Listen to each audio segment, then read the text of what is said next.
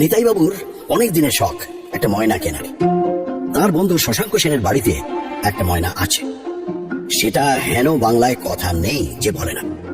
তার কথা শুনতেই নিতাই বাবু মাসে অন্তত 3 বার করে শশাঙ্ক বাবুর বাড়িতে যান। সেদিন তো শশাঙ্ক বাবুর বৈঠকখানায় ঢুকতেই নিতাই বাবু শুনলেন ময়না বারান্দা থেকে বলে উঠল,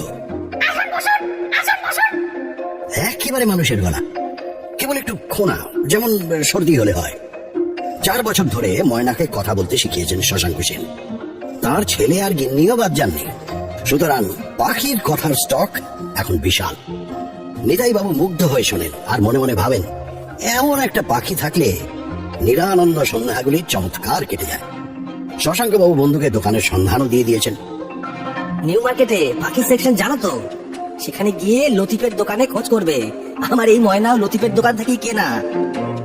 নিতাই বাবু ন্যাশনাল ইন্স্যুরেন্স কোম্পানিতে অ্যাকাউন্টস ডিপার্টমেন্টে কাজ করেন। বিয়ে করেননি, থাকেন ভবানীপুরে বেনিনন্দন স্ট্রিটের একটা ফ্ল্যাটে। অফিস টাইমে মার্কেট যাওয়ার উপায় নেই, অফিস ফেরতও যাওয়া হয় না, কারণ মার্কেট বন্ধ হয়ে যায়। তাই গুড ফ্রাইডে ছুটিতে সকাল 10টায় নিতাই বাবু মার্কেটে গিয়ে হাজির হলেন।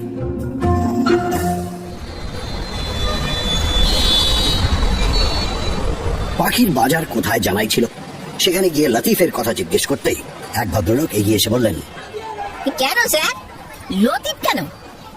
আপনার পাখি চাই তো? আগে হ্যাঁ। নিতাই বাবু হ্যাঁ বলতে ভদ্রলোক বললেন, তা আমার দোকানে আসুন না, আমার স্টক কিন্তু কারোর থেকে কম না।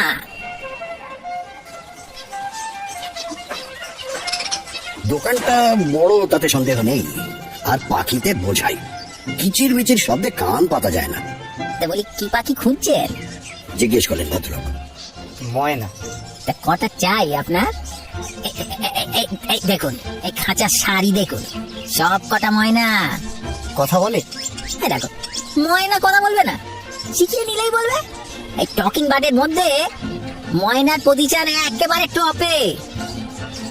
তবে একটা কথা কি জানেন তো, ময়না 2 রকমের হয়, নেপালি আর আসামি।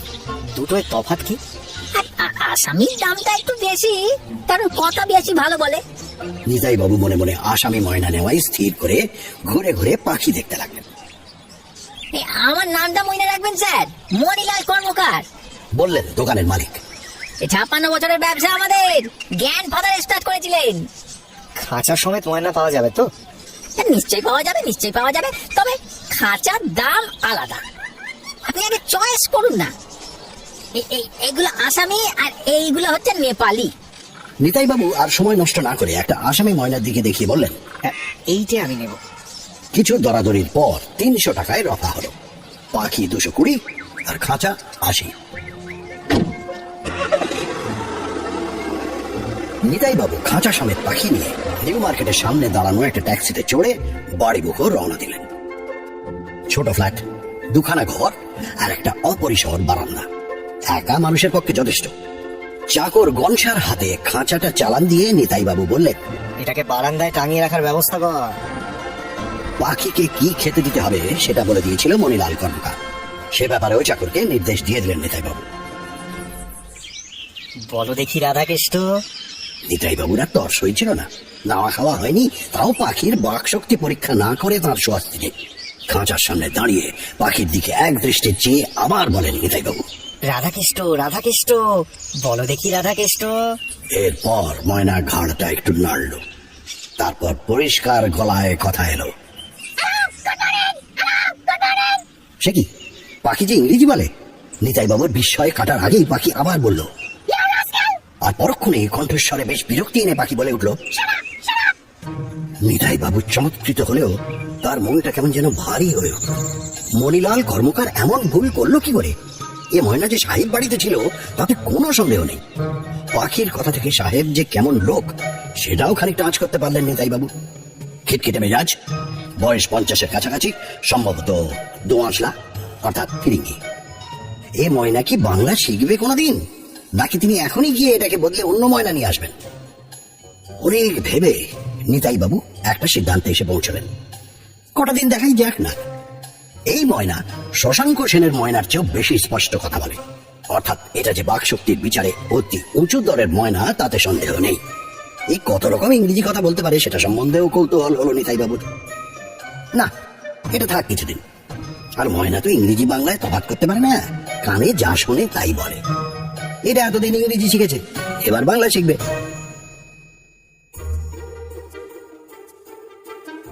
3 দিনেই নিতাই বাবু আবিষ্কার করলেন যে ময়নার ইংরেজি কথার পুঁজি অফুরন্ত, আর সেই সব কথার বেশিরভাগই গালাগালি আর ধমকানি। Stupid, fool, silly ass, you idiot, damn it, shut up, get out. এই জাতীয় কথাই বেশি। আর এইসব কথা শুনলে মনে হয় ময়নারই মেজাজ যেন তিরিক্ষি। এদিকে বাংলা শেখানোর চেষ্টাতেও বিরতি নেই।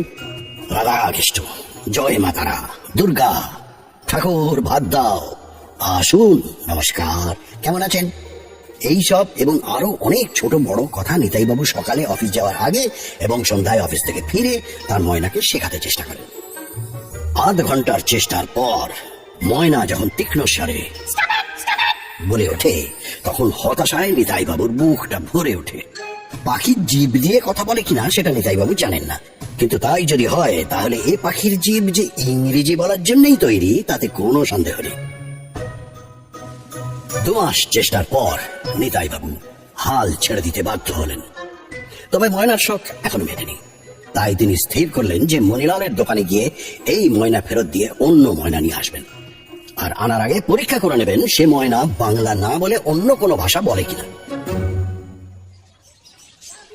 সামনে ছুটি নেই, তাই একদিন অসুস্থতার অজুহাতে অফিস কামাই করে নিতাই বাবু ময়না সমেত নিউ মার্কেটে গিয়ে হাজির হলেন। মনিলালের দোকানে গিয়ে ঢুকতেই কর্মকার মশাই চোখ কপালে তুলে বলেন, এ কি আপনি? এই যে আশ্চর্য ব্যাপার মশাই। দোকানে যে আরেকজন খদ্দের রয়েছে সেটা নিতাই বাবু ঢুকেই লক্ষ্য করেছিলেন। মনিলাল বাবু এবার বললেন, কি কেলেঙ্কারি মশাই বলুন দেখি। ভুল করে ফেরিস সাহেবের ময়না আপনাকে বেঁচে দিয়েছিলাম, এখন সাহেব এখানে এসেছেন সেই ময়নার খোঁজে, না পেয়ে আমায় তো এই মারে কে সেই মারে। ফেরিস সাহেবকে দেখে নিতাই বাবুর মনে হয়েছিল যে তাঁর অনুমান মিথ্যে হয়নি। এ লোক যে অত্যন্ত বদ মেজাজের লোক সেটা তাকে দেখেই বোঝা যায়। সাহেব নিতাই বাবুর হাতের খাঁচাটা দেখেই চেঁচিয়ে উঠলেন, Hey, that's my ময়না! নিতাই বাবু ভাঙা ভাঙা ইংরেজির সঙ্গে হিন্দি মিশিয়ে বুঝিয়ে দিলেন যে তিনি ময়নাটা ফেরত দিতে এসেছেন, কাজেই সেটা নিতে পারেন। সাহেব তাতে যে ঘটনাটা বললেন তা হলো এই, একটা বিশেষ কাজে তাঁকে হঠাৎ অস্ট্রেলিয়া চলে যেতে হয় 3 মাসের জন্য। সেই ফাঁকে তার হতচ্ছাড়া জুয়ারি ছেলেটির হঠাৎ কিছু ক্যাশের দরকার পড়ায় সে তার বাপের ময়নাটি বেচে দেয়। He's a scoundrel! চোখ পাকিয়ে বলেন ফেরিস সাহেব। আমি গতকাল ফিরে এসে ময়না নেই দেখে মহা খাপ্পা হয়ে উঠেছিলাম। I got so damn pissed! তখন পিটার বলল যে মনিলালের দোকানে সে ময়নাটা বেচেছিল, সেটা এখনো সেখানে থাকতে পারে। I rushed there, আর সেখানে গিয়ে দেখি this fool Manilal has sold it to a Bengali customer. I was about to screw myself. Anyway, I hope you're returning the miner to me. Nitai বাবু বললেন, Yes, I shall buy another one. Oh, very good. Kintu, didn't you like the miner? না সাহেব, খুব চতুর পাখি, কিন্তু ইংরেজি ছাড়া কিছু বলে না। 2 মাস চেষ্টা করেও আমি ওকে বাংলা শেখাতে পারিনি। মনিলাল কর্মকার নিতাই বাবুর দিকে ফিরে বললেন, তাহলে আপনি কি এই অন্য ময়নাটা নেবেন নাকি? আমার কাছে কিন্তু একটা ফার্স্ট ক্লাস আসামি ময়না এসেছে, চস্ত বাংলা বলে। কই দেখি। মনিলাল একটা খাঁচার সামনে গিয়ে বললেন, এই এই সেই ময়না। নিতাই বাবু খাঁচার দিকে ঝুঁকে পড়তেই ময়না বলে উঠল।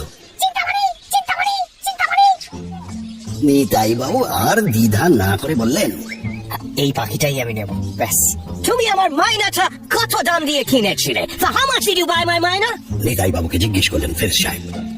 খাঁচা সমেত 300 টাকা সাহেব, বললেন নিতাই বাবু। ফেরিস সাহেব মানি ব্যাগ বার করে তার থেকে 3টে 100 টাকার নোট বার করে নিতাই বাবুকে দিয়ে বললেন, Here you go. আমার ইডিয়েট ছেলের জন্য আমার নিজের পাখি আমাকে সেকেন্ড টাইম পয়সা দিয়ে কিনতে হলো। হ্যাঁ, anyway, all's well that ends well. আশা করি এই 2 মাসে আমার পাখি ইংলিশ ভুলে যায়নি। সাহেবের মুখে এই প্রথম হাসি দেখা দিল।